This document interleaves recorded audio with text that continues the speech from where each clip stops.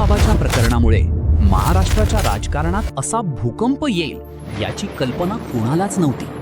रुपाली चाकणकर, अशोक खरात आणि आता गुवाहाटीच्या एका हॉटेलमधून समोर आलेले धक्कादायक दावे. सुषमा अंधारेंनी असा आरोप केलाय की ज्यामुळे राज्याच्या राजकारणात पुन्हा एकदा खळबळ उडालीय. नेमकं काय आहे हे संपूर्ण प्रकरण? गुवाहाटीच्या हॉटेलमध्ये खरंच काय घडलं होतं? आणि या आरोपांमागे राजकारण आहे की काही मोठं सत्य लपलंय? आजच्या व्हिडिओमध्ये आपण सगळं समजून घेणार आहोत. शेवटपर्यंत नक्की बघा. सुषमा अंधारे यांनी केलेल्या आरोपांमुळे सध्या महाराष्ट्राचं राजकारण पुन्हा एकदा तापलेलं दिसत आहे. त्यांनी थेट आरोप केला की रुपाली चाकणकर या 3 दिवस गुवाहाटीच्या ब्ल्यू रेडिसन हॉटेलमध्ये अशोक खरात सोबत होत्या. आता प्रश्न असा आहे, हा अशोक खरात नेमका कोण?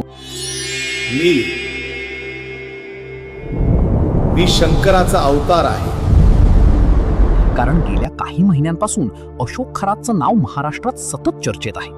अनेक महिलांनी त्याच्यावर गंभीर आरोप केले. तंत्र मंत्र, अंधश्रद्धा, मानसिक नियंत्रण आणि अत्याचारांचे आरोप. याच प्रकरणावरून राजकीय वातावरण पूर्णपणे तापलं आणि त्यातच रुपाली चाकणकर यांचं नाव समोर आलं. सुषमा अंधारेंचा दावा आहे की चाकणकर आणि खरात यांचे केवळ ओळखीचे संबंध नव्हते, तर आर्थिक आणि वैयक्तिक संबंधही होते. इतकंच नाही, अंधारेंनी पत्रकार परिषदेत काही फोटो दाखवल्याचा दावा केला, ज्यात चाकणकर आणि खरात एकत्र दिसत असल्याचं सांगण्यात आलं. आता इथेच हा वाद थांबला नाही. सुषमा अंधारेंनी आणखी एक मोठा आरोप केला की गुवाहाटीच्या ब्ल्यू रेडिसन हॉटेलमध्ये रुपाली चाकणकर, त्यांची बहीण आणि अशोक खरात 3 दिवस एकत्र होते.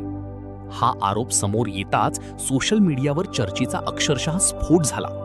काही लोक म्हणाले हे फक्त राजकीय आरोप आहेत, तर काहींनी विचारलं, जर संबंध नव्हते तर मग इतक्या जवळीकेचे आरोप वारंवार का समोर येत आहेत? दरम्यान या प्रकरणामुळे विरोधकांनी सरकारवरही जोरदार निशाणा साधायला सुरुवात केली.